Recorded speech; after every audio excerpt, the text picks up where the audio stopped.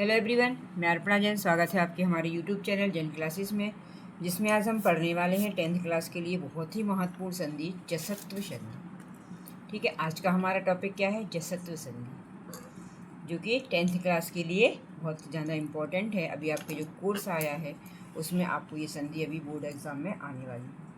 ठीक है, अब संधि आती कैसी है? संधि आने के लिए वो आपसे इसका सूत्र भी पूछ सकते हैं, आपको एक उदाहरण या कोई देकर एग्जाम्पल देकर आपसे ये भी पूछ सकते हैं किस संधि का उदाहरण दिया है, या आपसे उसको संधि विच्छेद करवा के भी पूछ सकते हैं और उसका नाम लिखिए, ये भी पूछ सकते हैं कि ये कौन सी संधि है ना। तो देखो, जब हम आपको चैप्टर पढ़ाते हैं तो सारी संधि हम आपको क्या करके तोड़ के बताते हैं, है ना, कि इसमें क्या क्या हुआ है।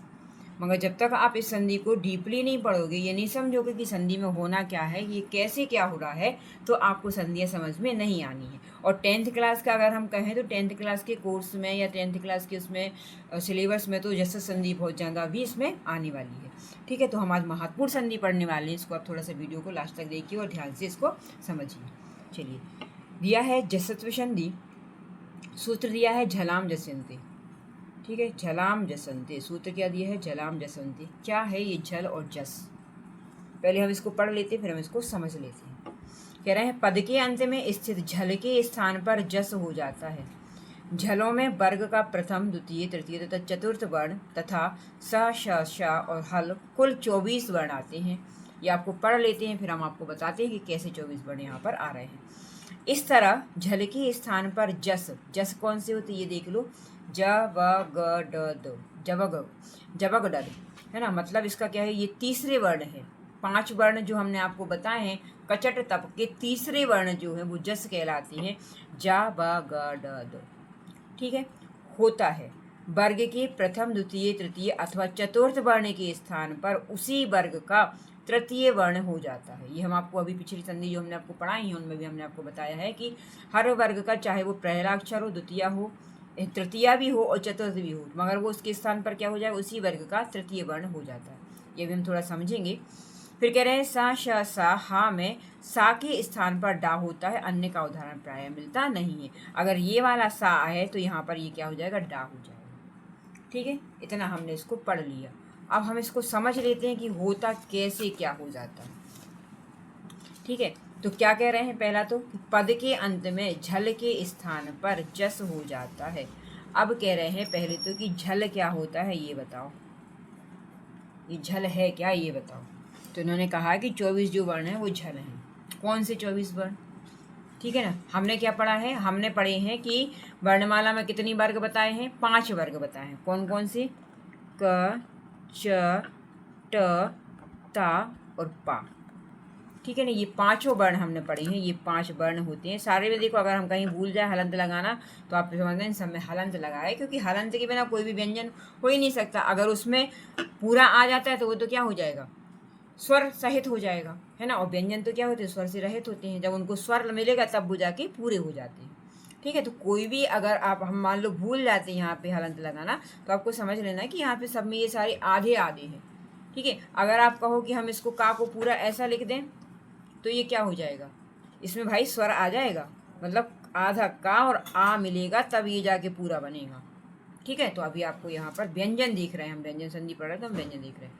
ठीक है, अब हमने ये समझ लिया कि ये 5 वर्ण जो होते हैं ये हम वर्णमाला में पढ़ते हैं कचट तप। ठीक, अब इनमें देखो का के साथ क्या आ जाएगा? का, खा, गा और घा। इसका पंचम वर्ण जो उसको छोड़ देते हैं। फिर चा में चा, चा, छा, जा और झा। ठीक है, फिर टा, ठ, डा, ढा,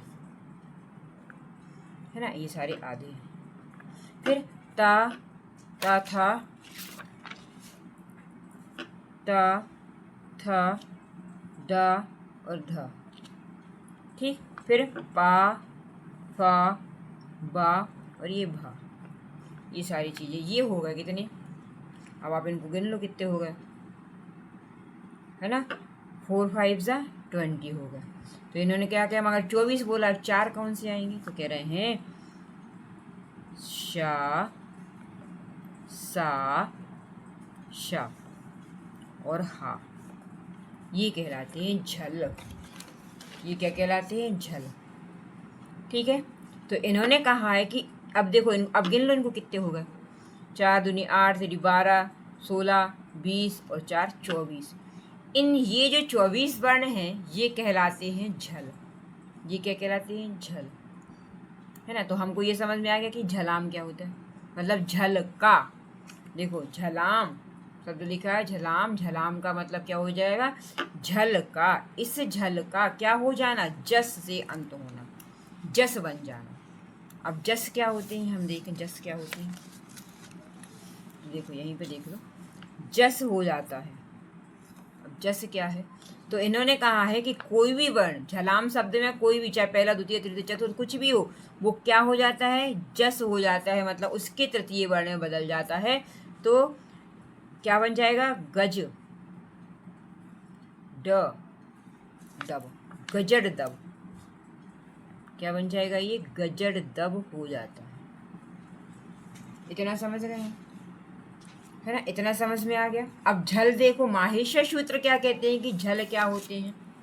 तो कह रहे हैं झल वर्ण जो होते हैं वो क्या होते हैं? झा से लेके ला तक। कहाँ से लेके? झा से लेके, इस वाले झा से लेके अंतिम जो शब्द होता है कौन सा होता है? हल। झा से लेके ला का जो अंतिम इसका 14वां सूत्र जो कहता है वो हल है। तो इस हल तक ये क्या कहलाते हैं? सारे क्या हो जाएंगे? ये सारे झल हो जाते हैं। ठीक है ना। और इनके ये जो लास्ट वाले इनको छोड़ दो अगर, तो देखो शब्द क्या बन? जस बन जाता है। जस कहाँ पे आता है? इसका 10वां सूत्र कहता है जबग जबगडस, है ना। जबगडस जो हो जाता है वो होता है जस कहलाता है, जैसा कि हमने यहाँ पर अभी देख लिया। ठीक है, इतना हमें यहाँ पर समझ में आ गया कि झल क्या है और जस क्या है, ये हम समझ गए। ठीक है, तो क्या कह रहे हैं कि इन झल का मतलब ये पूरे कितने हो गए? अब यहाँ से यहाँ तक ये पूरे कितने हो गए? 24 हो गए, है ना। जैसा कि इन्होंने यहाँ पर कहा है, देखो 24 वर्ण आते हैं। ठीक है ना। क्या क्या है कि सा, शा, सा और हा कुल 24 वर्ण आते हैं। प्रथम द्वितीय तृतीय चतुर्थ। यहाँ पे पंचम वर्ण की बात नहीं हो रही। पंचम वर्ण अभी आप छोड़ दो बिल्कुल। हम बात सिर्फ कौन सी वर्णों की करें? सिर्फ 3-4 वर्णों की। पहला, द्वितीय और तृतीय। पहले में जैसे मान लो का वर्ग का देखे तो का, खा, गा, गा, घा। ठीक है, इन चारों को 5 को मिलाएंगे तो 20, और इस साशा और हा को मिला दे तो 24 वर्ण आते हैं। फिर कह रहे हैं इस तरह झल के स्थान पर जस। जस मतलब ये हमने आपको बताया जबगडद। ठीक है, जबगडस इसको बोलते हैं, जबगडस, जबगडद। तो ये होता है। अब कह रहे हैं कि स्थान पर उसी वर्ण का तृतीय वर्ण आ जाता है। तृतीय वर्ण कौन सा हो जाता है? तृतीय वर्ण मतलब ये जस हो जाना। जस मतलब होता है तृतीय वर्ण। इतना हमने समझ लिया। जस और झल हम समझ गए तो हम अपनी संधि समझ जाएंगे। ठीक है ना। ये 24 वर्ण झल है और ये जो 5 वर्ण दिए हैं ये कौन से हैं? ये जस है। ठीक है, अब जहाँ पर भी ये 24 वर्ण आएंगे, जहाँ पर भी का आएगा तो वो अपने ही तृतीय वर्ण मतलब गा में बदल जाएगा। क्या कह रहा है? ठीक है, अगर का कह रहा है कि का अगर हम चेंज होंगे तो किस में होंगे? हम अपने ही उसमें होंगे, हम किसी दूसरे के में नहीं जाएंगे। अगर हम अपनी सीट छोड़ेंगे तो हम अपनी सीट अपने फ्रेंड को ही देंगे, उसी वर्ग के दोस्तों को देंगे, हम किसी और को नहीं देंगे। ठीक है, समझ में आ गया। तो इससे मतलब चाह भी ऐसा नहीं है कि सिर्फ का ही कह रहा है, चाह भी यही कह रहा है। हम अगर सीट छोड़ेंगे तो हम जा को दे देंगे, हम अपने चाहे अगर खा भी आ जाए तो भी वो कह रहा है हम गा को दे देंगे, और गा है तो गा रहेगा, और घा कह रहा है, अगर घा भी कह रहा है कि हम क्या करेंगे, हम भी गा को दे देंगे। इतनी मित्रता है सब में। कोई अपनी सीट छोड़ेगा तो भैया वो अपने इसी को दे देगा, किसी दूसरे के उसमें नहीं जाएगा। ठीक है ना। ऐसे ही ये 5 वर्ण क्या कहते हैं कि अगर हम अपनी सीट, चाहे हम पहले में हों, दूसरे पे हों, चाहे हम तीसरे पे हों, चाहे हम चौथे पे हों, अगर हम सीट छोड़ेंगे तो हम अपने तीसरे वर्ण को दे के जाएंगे। इतनी ये जैसे संधि कहती है। ठीक है, इतना आपको समझ लेना। बस इतना समझ लो कि इसका कुछ भी हो जाए, चाहे पहला वर्ण हो, द्वितीय हो, तृतीय हो, चतुर्थी हो, कोई भी हो, मगर जब वो अपनी सीट को छोड़ेगा तो वो अपने किसको दे देगा? प्रतिनिधि किसको बना रहा है? वो अपने तृतीय वर्ण को प्रतिनिधि, मतलब सबसे कहना का मतलब ये है कि यहाँ पर अगर शासन चल रहा है तो किसका चल रहा है? तीसरे वर्ण का। ठीक है, ये समझ गए हम। बस इतना समझ रहा है अभी। अच्छा, एक चीज और अभी यहाँ पर कर दी है कि 10th के लिए जैसे संधि आनी है ना, मगर उन्होंने एक सुविधा आपको यहाँ पर दे दी है कि उन्होंने कहा कि अभी आप पूरा नहीं पढ़ो, पूरे सारे वर्णों को चेंज नहीं करो, आप सिर्फ क्या करो, अकेले पहले वर्ण का बस हमको बता दो। पहला वर्ण मतलब सिर्फ जैसे का उदाहरण ले लो, मान लो कह रहे हैं सिर्फ का दे, तो का को अब सिर्फ गा में चेंज कर दो। चा को आप जा में कर दो, टा को डा में कर दो, ता को दा में कर दो, पा को बा में कर दो, इतना कर लो अभी बस। ठीक है, और ये सब मत करो अभी आप। ठीक है, इतना बस करना है। उन्होंने बोला है कि इतना बस करो आप अभी, कि ये कर लो, बाकी सब चीज़ें उन्होंने अभी कहा है कि कुछ नहीं करो। ठीक है, अब क्या करना है देखो। अच्छा, अब ये जो साशा और हा है ये कहाँ चले जाएंगे भाई? तो इन्होंने कहा है देखो, काका क्या कहना चाहिए, उसका स्थान कौन सा है? का काहे से बोलते हैं अपन, का खा गा गा, तो अपन काहे से बोलते हैं? कंठ से। कंठ इसका स्थान है। तो इन्होंने कहा है कि इस हा को भी हम काहे से बोलते हैं? कंठ से ही बोलते हैं। तो इसको इस वाले उसमें रख दो। ठीक है, इसको इस वर्ण में रख दो, हा को का वर्ग में रख दो। ठीक है, अब जो चा वर्ग है, चा छा जा झा, इसमें कौन सा आता है? ये वाला सा आता है। तो कह रहे हैं इसको इसमें रख दो। ठीक है ना। और जब टा वर्ग आता है तो मूर्धा से बोला जाता है। तो मूर्धा ये हो गया, ये वाला सा जो है मूर्धा में आ जाता है, और ये वाला जो सा है वो इसमें आ जाता है, ता वर्ग में। इस तरह से ये चारों पांचों इन्हों को यहाँ पर उन्होंने बांट दिया। ठीक है, तो ये अलग अलग हो गया। अब इतना हम समझ गए। अब इसके बाद हम देख लेते हैं कि ये क्या कह रहे हैं, बनना कैसे क्या है, होना क्या है। पहला कह रहे हैं, उदाहरण दे रहे हैं, बाक प्लस ईशा आया क्या है यहाँ पे। अच्छा हाँ, एक चीज़ और हम आपको बता रहे थे कि अभी इन्होंने क्या कह दिया है बोर्ड क्लास के लिए, 10th क्लास के लिए, कि आप सिर्फ इतना करो कि हमको पहले वर्ड को पंचम वर्ण में बस बदल के बता दो। ठीक है, बाकी अभी चीज़ें यहाँ पर इन्होंने छोड़ दी है, ना इन्होंने दूसरा दिया, ना तीसरा दिया, ना चौथा दिया। इन्होंने सिर्फ कहा है कि पहले वर्ग को हम क्या कर रहे हैं, पहले वर्ण को हम सिर्फ आप ऐसा करो कि इसकी तृतीय वर्ण बस में बदलो, पहले बस को। पाँचों वर्ग की जितने जो 5 वर्ग हमने पढ़े उनका सिर्फ पहला। ठीक है, चलो तो हम पहले वर्ग को देख लेते हैं। शब्द दिया है बाक प्लस ईशा। यहाँ पर अच्छा देखो, यहाँ पे ये भी कहा है कि झल के बाद चाहे स्वर आए चाहे व्यंजन आए। ऐसा नहीं है कि सिर्फ स्वर आएंगे तो ही वो बदलेंगे, नहीं। इसके बाद मतलब झल के बाद कोई भी स्वर या व्यंजन कुछ भी आता है तो वो काय में बदल जाएगा, अपने ही पंचम वर्ण में बदल जाएगा। अब ऐसा नहीं है कि इन्होंने ये नहीं कहा कि स्वर आएगा तो ही बदलेगा या व्यंजन आएगा तो ही बदलेगा, नहीं। स्वर या व्यंजन कुछ भी आ जाए। ठीक है, तो हम पर समझ में आता है कि स्वर क्या होते हैं, व्यंजन हमने पढ़ा है, स्वर और व्यंजन, है ना। तो कह रहे हैं चाहे स्वर आए या व्यंजन आए वो बदलेगा, मगर अपनी तृतीय वर्ण में बदलेगा। ठीक है, अब देखो क्या कह रहे हैं। कह रहे हैं बाक प्लस ईशा, का क्या है यहाँ पर? का प्लस स्वर, स्वर मतलब ई। ठीक है ना, ई बड़ी ई की मात्रा होगी। ठीक है, इज इक्वल टू तृतीय वर्ग। तृतीय वर्ण क्या है? का खा गा है, और प्लस स्वर बाग ईशा। अब देखो यहाँ पे इन्होंने क्या कहा है, बाक प्लस ईशा। शब्द क्या दिया है, अरे यार, बाक प्लस ईशा।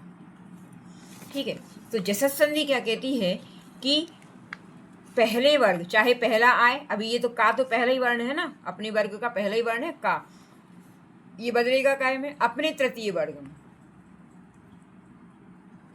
ये हो गया। अगर हम मान लो इसको ऐसा लिखते हैं तो ये बन जाएगा, आधा गा में हम इसको हलंत लगा दे तो ये बन गया बाग, और प्लस ईशा तो पहले हो गया। ठीक है, अब ये जो ई आया है तो ई क्या है? एक स्वर है, ये तो हमको पता है। ई क्या है? एक स्वर है। इसका मतलब ये नहीं होगा कि आप इसको ऐसे लिखे आओगे, ऐसा नहीं लिखे आना है, बाग ईशा, ऐसा नहीं लिखना। देखो ये जितने भी स्वर हैं इनमें इतनी ताकत दी है कि वो व्यंजन में जुड़ के उसको पूरा कर दें। व्यंजन खुद से पूर्ण नहीं है, कहीं पर भी नहीं है।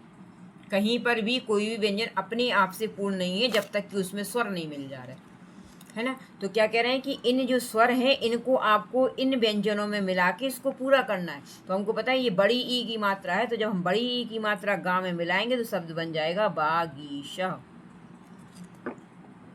समझ में आ गया कैसे बनना है। का हमने क्या किया, का को हमने तृतीय वर्ग में चेंज किया, तो तृतीय वर्ण उसका था गा में हमने बड़ी ई की मात्रा क्यों लगाई? क्योंकि यहाँ पर स्वर दिया है बड़ी ई, तो बड़ी ई को अपन ऐसा तो लिख के कहीं भी नहीं आते, अपन ऐसे लिखते हैं बागीशा, है ना। तो शब्द बन जाएगा बागीशा। फिर दिया है जगत प्लस ईशा। अब जगत भी क्या है? अपने वर्ग का पहला अक्षर है। जगत क्या है? अपने वर्ग, ता वर्ग का पहला अक्षर क्या है?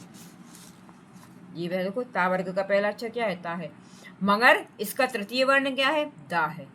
तो अगर हम इसको ऐसे करें, अगर हम इसको जगत ईशा का कर दें तो क्या बन जाएगा? जगत प्लस ईशा। ठीक है, इस ता को हमने काय में पहले कह दिया, पहले तो चेंज, इस ता को हमने पहले उसके तृतीय वर्ण में चेंज किया तो दा बन गया, आधा दा बनेगा, ठीक है ये। और ई की मात्रा दी है तो हमने इसको इसमें जोड़ दिया, शब्द बन गया जगदीशा। कितना आसान हो गया ना, बस सिर्फ एक बार समझना, बस कितना सरल हो गया ये चीज़ें, जिसको हमें लगता है अरे जैसा संधि बहुत डिफ़िकल्ट है, बहुत लंबी है, समझ में नहीं आ क्या। कुछ भी नहीं करना, आपको सिर्फ 2 चीज़ें याद रखनी है कि झल का हमको जस करना है, मतलब 24 वर्णों को हमको 5 वर्गों में चेंज करना है, बस 5 वर्ण में, ठीक है। तो समझ गए हम, जगत ही सही हो गया। फिर शुभ धन अंते, अब पा क्या है पा भी अपने उसका पहला अक्षर है, पा का तीसरा वर्ड क्या होता है, पा फा बा, क्या हो जाता है, बा। तो हमने इसमें क्या कर दिया, इसमें बा कुछ बा में चेंज कर देंगे तो क्या बन जाएगा इसका, देखो यहाँ पे कह रहे हैं शुभ प्लस अंत।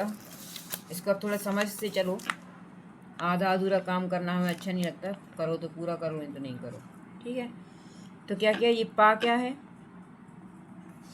पा अपने वर्ग का पहला अक्षर है, इसका तृतीय वर्ण क्या हो जाता है, बा। तो मान लो हमने इसको आधा बना दिया। अब मगर ये जो आ रहा है, आ कोई मात्रा तो नहीं होती सिंह छोटे वाले आ में, क्योंकि बेचारे के पास कोई मात्रा नहीं है, मगर ये इतनी ताकत रखता है कि किसी भी व्यंजन को पूर्ण करता है, किसी भी नहीं, हर व्यंजन को यही पूर्ण करता है। अगर हमको पूरे व्यंजन लिखना हो, सिर्फ हमको काका गागा लिखना हो व्यंजन, उसको पूर्ण व्यंजन लिखना हो तो हमको आ उसमें चाहिए। तो इस पा को हमने आधा किया और इसमें हमने ये आ जोड़ दिया, तो ये पूरा हो गया, शब्द बन गया सुबंता। बन गया ना, समझ में आया ना कैसे बन गया, और ठीक है ना।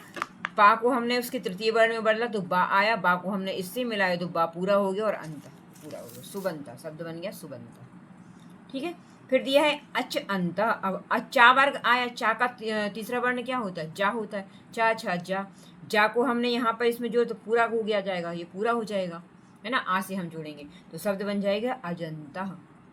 ये समझ में तो आ रहा है ना कि हमको किससे किससे जोड़ना है, ठीक है ना। अगर यहाँ पे कोई भी स्वर या व्यंजन हो तो उसको इसमें जोड़ देंगे हम, और स्वर ही जोड़ते हैं, व्यंजन तो जोड़ते नहीं है। अभी आप नीचे आएंगे उसके उदाहरण भी आएंगे जहाँ पर सिर्फ व्यंजन होगा, अभी ये सारे स्वर स्वर आ रहे हैं, ठीक है ना। तो चा का हमने क्या किया, पहले उसको तृतीय वर्ग में चेंज किया तो बना जा, और जा को हमने इस आधे जा को इससे मिलाया तो पूरा जा हो गया, शब्द बन गया अजंता। फिर नेक्स्ट दिया है दिक अंबरह, दिक प्लस अंबरह, का क्या है, का को हमने इस स्वर से मिलाया तो स्वर ये पूरा हो गया का। तृतीय वर्ण हमने का तृतीय वर्ण क्या है, गा होता है, ठीक है ना। और जब ये वाला गा यहाँ मिलेगा इस वाली आ से तो शब्द बन जाएगा, पूरा गा हो जाएगा, दिगंबरा। देखो इजी इजी है, फिर भी हम आपको बता दे रहे हैं दिक अंबरा कैसे बनेगा। शब्द दिया है दिक प्लस अंबरा,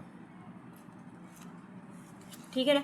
इस का को हमने काय में बदला, सबसे पहले तो गा में, आधी गा में, इस आधा गा इससे मिला तो पूरा हो गया, शब्द पूरा बन गया दिगंबरा, ठीक है ना। ऐसे बनता है ये शब्द, क्या हो जाएगा पूरा दिगंबरा। फिर नेक्स्ट दिया है दिक प्लस गजह, इसमें भी आपको क्या करना है, का और गा को जोड़ना है। जब हम इसे आधे का को और इस आधे गा को जोड़ेंगे तो ये बन जाएगा क्या, आधा गा, और ये तो पूरा है ही तो दिग्गजह, शब्द बन जाएगा दिग्गजह, ठीक है, समझ में आ रहा है ना। फिर सत प्लस धर्म, इस ता का हम तीसरा वर्ड क्या हो जाए, ता था दा, ता का क्या बन जाएगा तीसरा वर्ड, दा बन जाता है, ठीक है ना। तो हम जब इसको जोड़ेंगे तो शब्द क्या बनेगा, सत प्लस धर्मा, सत धर्मा, शब्द क्या बनेगा, देख लेते हैं हम यहीं पे, सत प्लस धर्मा। देखो ये सातों जौ का देव लिखना है, इस ता का क्या हो जाएगा तीसरा वर्ण, ता था दा, दा और धर्मा लिख दो, ठीक है। सद्धर्मा ऐसे भी लिखा जाता है और सद्धर्मा ऐसे भी लिखा जाता है, ऐसे भी लिखा जाता है, ठीक है ना। सद्धर्म चाहे आप ऐसे लिख दो और चाहे इसको ऐसे लिख दो, इसमें दा में आधा धा लगा दो तो भी ये सद्धर्म बन जाएगा, है ना। इसका मतलब होता है ये दा आधा है और ये धा पूरा है, जो धा जो पूरा होता है वो नीचे आ जाता है, दा जो होता है वो ऊपर चला जाता है, सद्धर्मा हो गया, ठीक है। फिर कह रहे हैं अप प्लस जम। अब देखो अभी हम यहाँ पे क्या पढ़ रहे थे, यहाँ पे हमने सारे स्वर पढ़े, अब यहाँ पे हमने सारे देखो ये व्यंजन है, तो व्यंजन भी जोड़ेंगे और स्वर भी जोड़ेंगे। ऐसा नहीं कहा उन्होंने कहा है चाहे स्वर आ जाए चाहे व्यंजन आ जाए, है ना, चाहे स्वर आ जाए चाहे व्यंजन आ जाए, उनको आप जोड़ना क्या है, मगर बनेगा कौन सा, उसका तृतीय वर्ण ही आएगा। ठीक है, तो अब इन्होंने देख ही लिया, ये हमने सद्धर्म पढ़ लिया। अब कह रहे हैं अप प्लस जम। अब पा कौन सा है, पहला वर्ण। अभी देखो सारे उदाहरण जो हम पढ़ रहे हैं वो पहले वर्ग के पढ़ रहे हैं, पहला अक्षर आ रहा है। अभी इन्होंने यही कहा है 10th क्लास में कि आप सिर्फ इतना करो कि हमको पहले वर्ष के बस बदल के बता दो तीसरे में, ना उन्होंने अपनी दूसरा दिया ना चौथा दिया, कुछ भी नहीं दे रहा, सिर्फ उन्होंने इतना बस कहा है, इतना बस करना है आपको। ठीक है ना, तो आपको जसद संधि में 10th क्लास के बच्चों को बिल्कुल विशेष रूप से याद रखना है कि जसद संधि आपको कहीं पर भी आ सकती है, और जसद संधि में ये आपको ये पूछ सकते हैं कि संधि दे दें, मान लो संधि दे दें, ये ऐसा आपको दे दें और कह दें इसको संधि करो, और संधि करने के बाद उसका नाम लिखो, है ना। तो हमको ये बिल्कुल याद रखना है कि यहाँ पर अगर पा आ रहा है, पा पहले तो याद रखना है कि पा जो है वो क्या है, पहला अक्षर है। ठीक है, पा वर्ग का पहला अक्षर, तो हमको पहले अक्षर को किस में बदल देना, सिर्फ तृतीय वर्ण बदलना, बाकी पूरा जो कहते रहेगा आपका। देखो पा का तृतीय वर्ण क्या होता है, पा फा बा होता है, तो हमने क्या कर दिया, इसको आधा बा कर दिया, तो शब्द क्या बन गया, अब जम। शब्द क्या बन जाएगा, अब जम। बस कुछ नहीं करना आपको। अगर यहाँ पे कोई स्वर नहीं है तो यहाँ पर आप इसको आधा करो, आधा ही लिख दो, अगर है तो उसको मिला के पूरा कर दो, बस इतना करना है आपको। ठीक है, जैसे दिया है चित्ररूपम, क्या हो जाएगा, चित्ररूपम। तो ये जो ता दिया है ये अपने किस में, तीसरे वर्ग में बदलेगा, तो क्या हो जाएगा, ता था दा बन जाता है। तो हमने इसको क्या किया, आधा दा बना दिया। ये जो रू था, ये रू क्या होता है, ये स्वर है, वहाँ पर यहाँ पे रा के साथ स्वर जुड़ा है, तो हमने इसमें ता में दा में क्या कर दिया, रू रा की रेफ लगा दी और बड़े ऊ की मात्रा लगा दी, है ना। क्या कर दिया हमने, ये जैसे ये री होता है ना, हम पढ़ते हैं ना, री जो होता है, ये री क्या है, ये री तो एक स्वर है ना, ये री है, ये री क्या है, एक स्वर है।